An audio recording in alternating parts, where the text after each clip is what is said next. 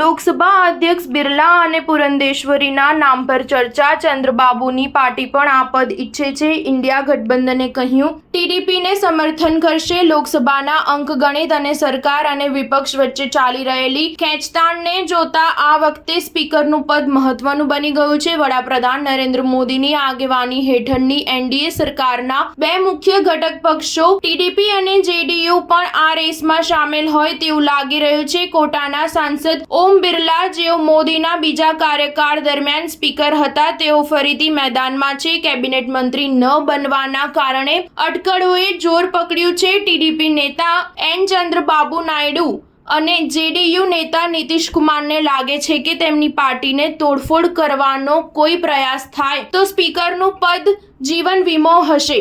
જો સ્પીકરનું પદ ટીડીપીને જાય છે તો ઇન્ડિયા ગઠબંધન તેને સમર્થન આપવા તૈયાર છે। કોંગ્રેસના કોડીકુનિલ સુરેશ પ્રોટેમ સ્પીકર બની શકે છે। જ્યારે નવી સરકાર રચાશે, સૌપ્રથમ ગૃહના સૌથી વરિષ્ઠ સભ્યને લોકસભાના પ્રોટેમ સ્પીકર બનાવવામાં આવે છે। આ વખતે ભાજપના વિરેન્દ્ર કુમાર અને કોંગ્રેસના કોડીકુનિલ સુરેશ એવા બે સભ્યો છે જેઓ સૌથી વધુ વખત 7મી વખત ચૂંટાયા છે।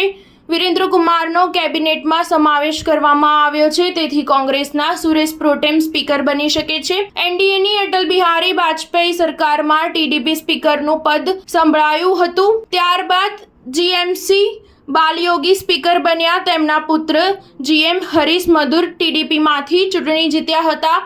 ટીડીપી એક દલિત નેતાને લોકસભા સ્પીકર બનાવીને મોટા બંધારણીય પદ સુધી પહોંચાડવાનો શ્રેય લઈ શકે છે। આંધ્રપ્રદેશ બીજેપી અધ્યક્ષ ડી પુરંદેશ્વરીનું નામ પણ સ્પીકર પદ માટે ચર્ચામાં છે। પુરંદેશ્વરી મનમોહન સરકારમાં મંત્રી હતા। તે ટીડીપીના સ્થાપક રામારાવની પુત્રી છે। નાયડુની પત્ની નારા ભુવનેશ્વરી તેમની બહેન છે।